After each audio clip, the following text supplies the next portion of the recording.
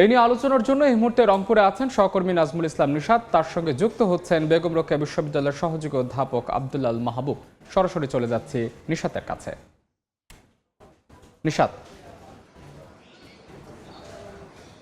উত্তরাঞ্চলে প্রায় 4টি বৃহৎ কয়লা খনি রয়েছে, কিন্তু আমরা দেখছি যে বিগত কোন সরকারই এই কয়লা খনিগুলো থেকে কয়লা উত্তোলনে কার্যকর কোনো পদক্ষেপ গ্রহণ করেনি। ফলে আমরা দেখছি যে প্রতি বছর কয়লা আমদানি করে প্রায় 15,000 কোটি টাকার মতো খরচ হচ্ছে কয়লা ভিত্তিক যে বিদ্যুৎ উৎপাদন কেন্দ্রগুলো রয়েছে। আমরা আজকে এইসব বিষয় নিয়ে আলোচনা করব। কয়লা খনিগুলো থেকে কয়লা উত্তোলনে কি ধরনের পদক্ষেপ নেওয়া দরকার এবং এই কয়লা খনিগুলোর সম্ভাবনা কেমন। আমার সাথে অতিথি হিসেবে রয়েছেন বেগম রোকেয়া বিশ্ববিদ্যালয়ের শিক্ষক আব্দুল্লাল মাহবুব। আমরা আলোচনায় চলে যেতে চাই।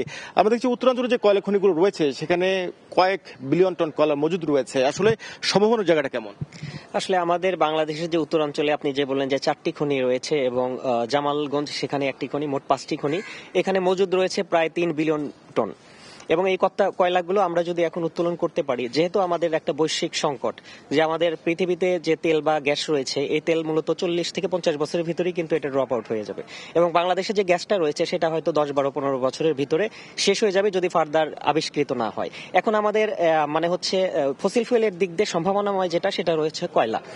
এখন এই কয়লাগুলো যদি আমরা মানে ঠিক মতো উত্তোলন করতে পারি তাহলে দেখা যাবে যে আমরা অনেকাংশেই আমাদের বাংলাদেশের যে বিদ্যুতের সম্ভাবনা রয়েছে চাহিদা মোতাবেক আমরা কিন্তু সেখান থেকে সাপ্লাই দিতে পারবো। পাশাপাশি আমাদের রিনিউয়েবল এনার্জি সেটা তো আমরা এক্সপ্লোর করবোই। তো এখন উত্তরাঞ্চলে যেটা রয়েছে এখানে আমাদের অনেকগুলো প্রবলেম আছে। এখানে যেমন আমাদের বাংলাদেশের যে সায়েন্টিস্টগুলো রয়েছে পেট্রোবাংলা এবং বাপেক্সে, আমরা যদি তাদেরকে দিয়ে এই এক্সপ্লোরেশনগুলো চালাইতে পারি তাহলে দেখা যাবে আমাদের কস্ট কিন্তু অনেকটাই কমে আসবে, যেখানে আমাদের বিদেশি এক্সপার্টদেরকে নিয়ে আসতে আমাদের অনেক মানে হচ্ছে খরচ বহন করতে হয়। এবং এই কয়লাগুলো দিয়ে আমরা বিদ্যুৎ উৎপাদন করতে পারলে দেখা যাবে আমরা এলাকার পাশাপাশি দেখা যায় ন্যাশনাল গ্রিডেও কিন্তু ভালো একটা সাপ্লাই দিতে পারবো। একটি বিষয় আমরা দেখি, কয়লা উত্তোলনের ক্ষেত্রে অনেক সময় পরিবেশবাদীদের পক্ষ থেকে একটি দাবি ওঠে যে পরিবেশ বিপর্যয়ের সংখ্যা থাকে, সেই জায়গাটাতে আসলে কেমন গুরুত্ব দেওয়া প্রয়োজন?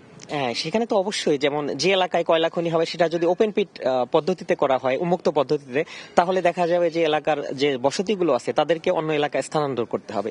এক্ষেত্রে একটা প্রবলেম অ্যারাইজ করতে পারে, যেটা 2006 সালে হয়েছিল ফুলবাড়ি ট্র্যাজেডি। এখন এদিক দিয়ে সরকার যদি মানে প্রপার পদক্ষেপ নিয়ে তাদেরকে প্রপার জায়গায় যদি সেটেলমেন্ট করা হয় তাহলে আমার মতে এখানে পরিবেশগত অতটা ঝুঁকি থাকবে না।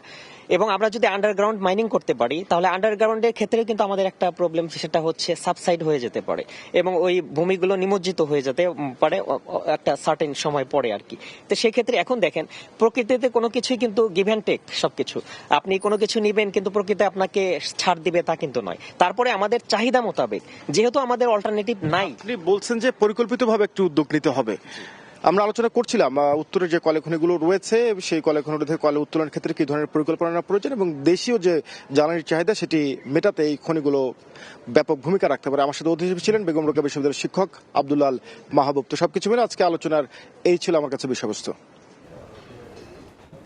কয়লা উৎপাদন এবং কয়লা আমদানি নিয়ে বিস্তারিত আলোচনায় যুক্ত ছিলেন নাজমুল ইসলাম নিশাতের সঙ্গে বেগম রোকেয়া বিশ্ববিদ্যালয়ের সহযোগী অধ্যাপক। আমরা সরাসরি যুক্ত ছিলাম সেখানে।